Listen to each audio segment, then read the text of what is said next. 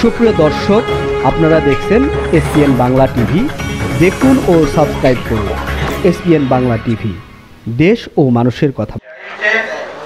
মেধা এটা আমরা হয়তো ওইভাবে প্রকাশ করার মতো সক্ষমতা রাখি না, কিন্তু বরিশাল বিভাগ সমিতি আজকে এই যে বীর মুক্তিযোদ্ধা জিয়াউল কবির দুলুভাই, আমার অত্যন্ত সজ্জন ব্যক্তি, তিনি যে প্রচেষ্টা চালিয়ে যাচ্ছেন, এই প্রচেষ্টা যেন অব্যাহত থাকে।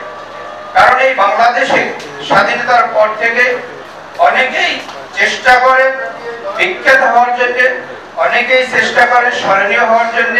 কেউ বাংলা একাডেমির পুরস্কার, কেউ 21-এর পুরস্কার, কেউ মুক্তিযোদ্ধা পুরস্কার নিয়ে স্মরণীয় হওয়ার জন্য চেষ্টা করে। কিন্তু আজকে যে বাংলার বাক সঞ্চালনায় যেটা রুবেল ভাই উচ্চারণ করলো, এর ব্যাপকতা, এর যে মূল্য, এটা আমরা বাংলার মানুষ এখনো মনে হয় ওইভাবে দেওয়ার মতো যোগ্যতা অর্জন করি নাই। ভবিষ্যৎ যদি আমাদের এই প্রচেষ্টা অব্যাহত থাকে, তাহলে এই যে ঢাকা বিশ্ববিদ্যালয়ের সামনে যে তার হাজার, এইটাকে আমরা যেন জাতীয়ভাবে স্মরণ করতে পারি, জাতীয়ভাবে যেন এইটা আমরা উদযাপন করতে পারি। এই প্রচেষ্টা এই অব্যাহত। আজকে যারা অন্তর্বর্তীকালীন সরকারের কাছে আমি এই দাবি জানিয়ে এবং পরিশেষে এটা বলতে চাই, আজকে যে পদ্মা সেতু নির্মিত হয়েছে, কিন্তু দক্ষিণ বাংলার শেরে বাংলার নামটা যদি দেওয়া হয়, এটা আমি মনে করি আমরা সম্মানিত বোধ করব। তাহলে ওই পদ্মা সেতুর নাম যেন এই শেরে বাংলাকে ফজলুল হকের নামে হয়, এই আহ্বান জানিয়ে আমি আমার সংক্ষিপ্ত বক্তব্য শেষ করছি। ধন্যবাদ আজকে আমাদের এই সুযোগ করে দেওয়ার জন্য ঢাকা এবং বরিশাল জেলা সমিতির সকল নেতৃবৃন্দ। আমি বেশি কথা বলবো না।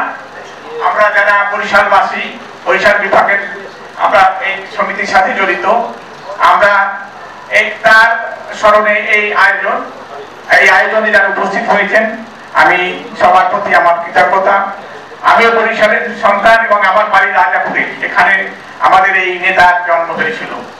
আমি এই জন্য অত্যন্ত ধন্য মনে করছি, গর্ব অনুভব করছি।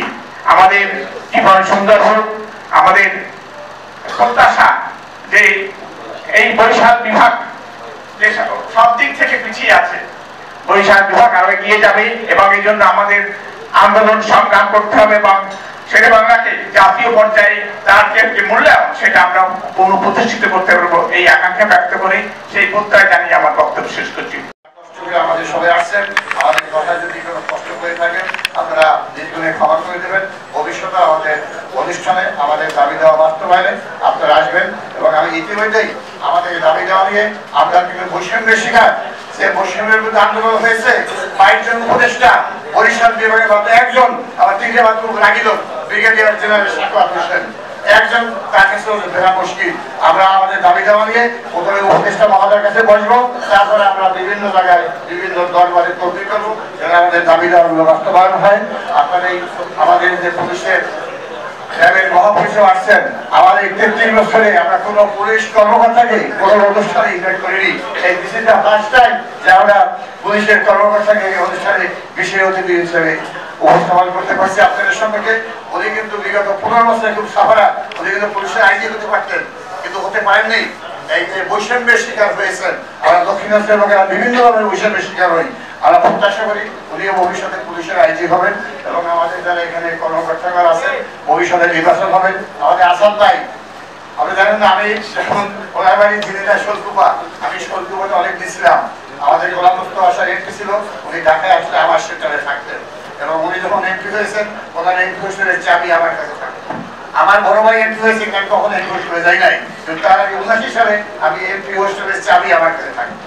যাই হোক, আমরা অনেক অনেক কি ভগবান মানে আওয়ামী লীগ আমলে আমরা প্রশাসনে পাকিস্তান বাড়ি আমাদের বাড়িঘর করে দিয়েছে, দক্ষিণ ব্যাংকে আমাদের বাড়িঘর জ্বালিয়ে দিয়েছে এবং এই এরশাদের আমলে প্রচার হয়েছে।